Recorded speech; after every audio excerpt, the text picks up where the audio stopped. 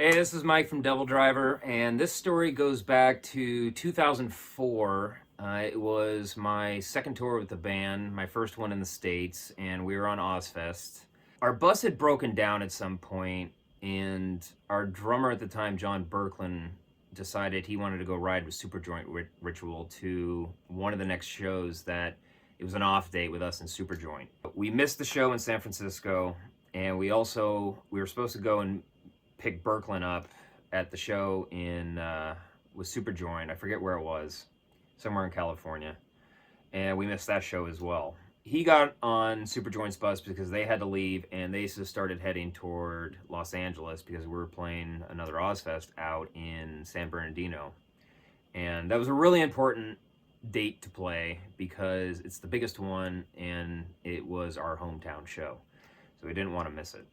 At some point when we were trying to meet up with Berklin, we were going through Humboldt County, and we were going up a mountain on roads that a bus with a trailer had no business being on. I don't know why our bus driver took us on this road. It was a mistake of his. He didn't think it was going to be like that. And it was switchbacks. So at one point a sheriff saw us and said there was no way we were going to be able to make a turn on this road with our trailer, so we dropped the trailer and the sheriff towed it for us to the top of the mountain. And then we switched things back, and he's like, you guys should be good going down the mountain. There's no gnarly turns or anything like that. So now we're heading down. I was in the back of the bus with Jeff. I think we were watching House on the Hill, if I remember correctly. And Jeff tells me that he starts smelling smoke. And my first instinct is like, nah, you're crazy, don't worry about it. And then all of a sudden I start smelling it too. And shortly after I smell it, I hear someone shout, everybody get off the bus. And we weren't moving fast, we were moving just a little slow. And I open up the door from the back lounge, looking up front, and everyone's just trying to get off the bus, and we're still moving a little bit. The brakes weren't working, and we're on a mountain road and heading toward a cliff. So we jump off the bus. It wasn't super close to the cliff, but if the bus kept on moving, eventually it was going to fall off. So we started finding rocks, throwing them under the tires. Eventually we got the bus to stop. At this point, we're scared to death. None of us want to get on the bus. It's after dark, and we're on the side of this mountain road, no cell phone reception whatsoever, and it's just like, okay, what do we do? We started walking down the road because we didn't want to get on the bus. There's people zooming by us doing like 60 down this road. So we got our cell phones out with the lights on so people can see us, they don't run us over. Dez's wife is with us too.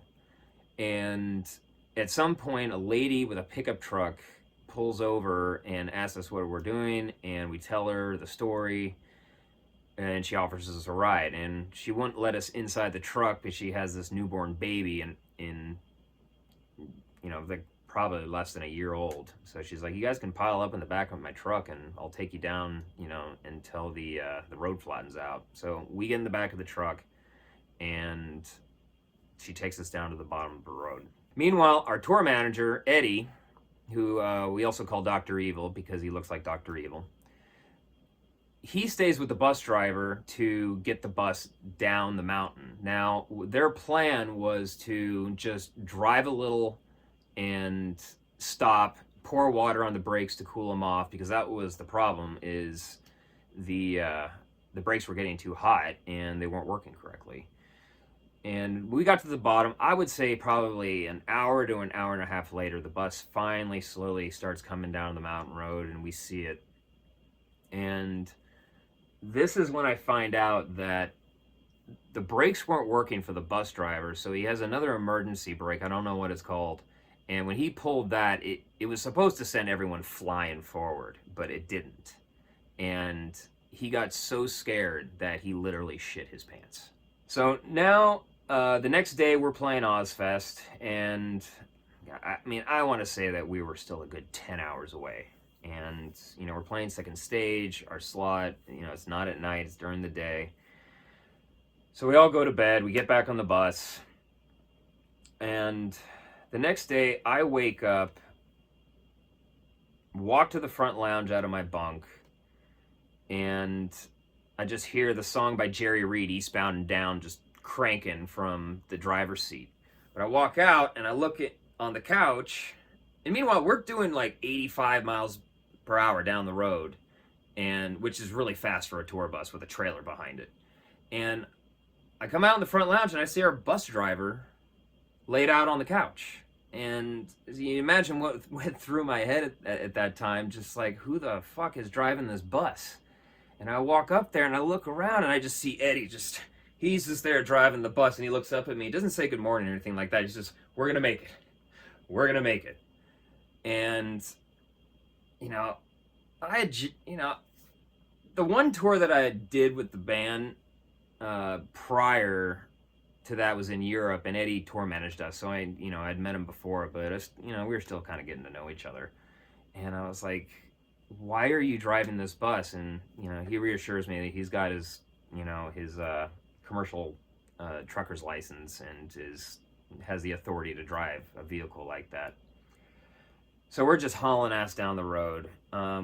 We're a couple hours away still. We miss our time slot, but I do remember the stage manager, I think his name was Socks. He liked the band and he wanted to do us some favors. So he was, I can't do anything for you guys until you get here, or you're at least on the property.